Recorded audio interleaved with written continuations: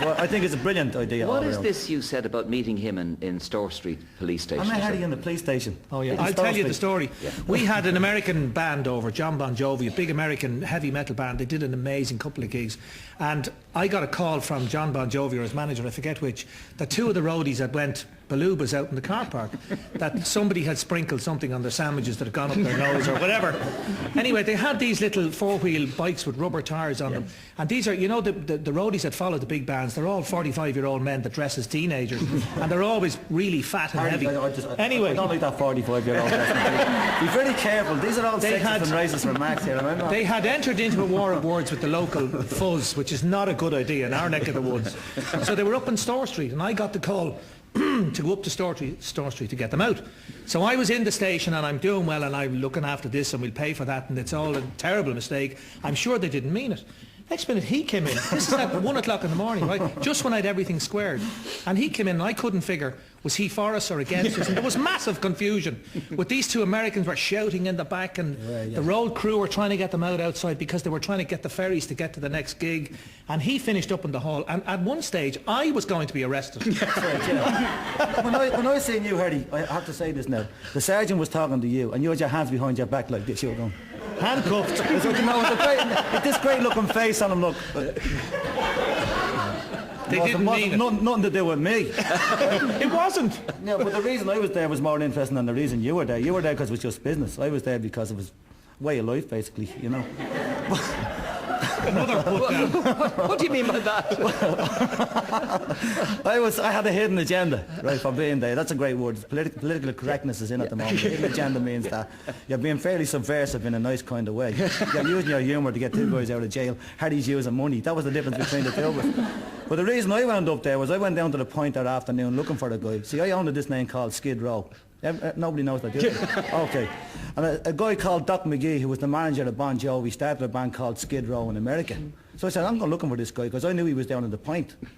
So I went down at 5 o'clock in the afternoon, and Dennis Desmond, who was bringing him in, heard I was coming. Now, Dennis is a great guy, and Harry knows him.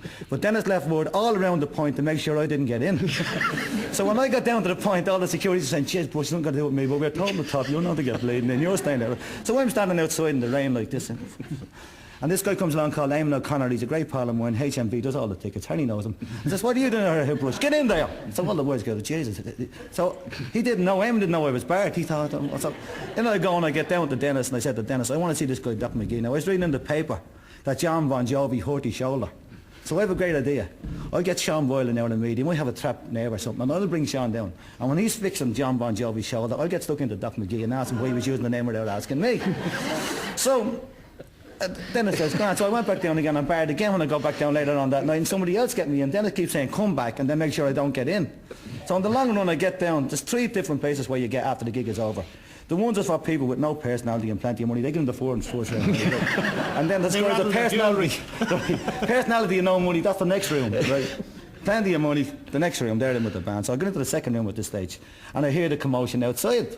Isn't that right? So I go outside and I see these 2 big guys who look like ZZ Top. Their beards down here, and they're getting thrown into the police car. But I knew the 2 guys that they were trying to lift the car up in the air bodily and throw the 2 boys that all out of the car.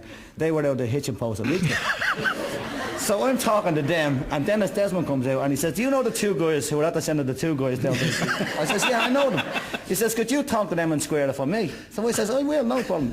So I says, "The boys will settle for, you know, a couple of Bon Jovi t-shirts and look after them." Dennis says, "There's no bleeding, I ain't giving them any money. They're trying to rip me off." So I says, "All right."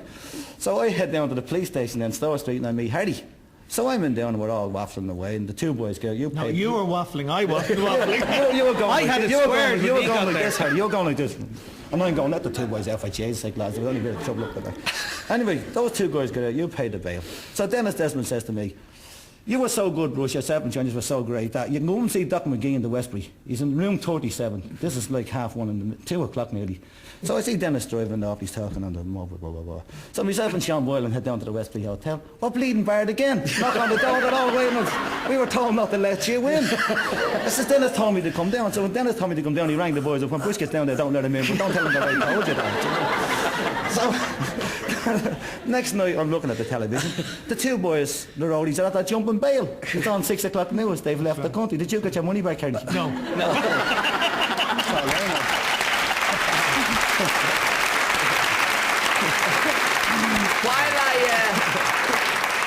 While I sit here and figure all of that out, I think we'll take a commercial break. Come back to us after this. Thank you very much indeed. What are you going on?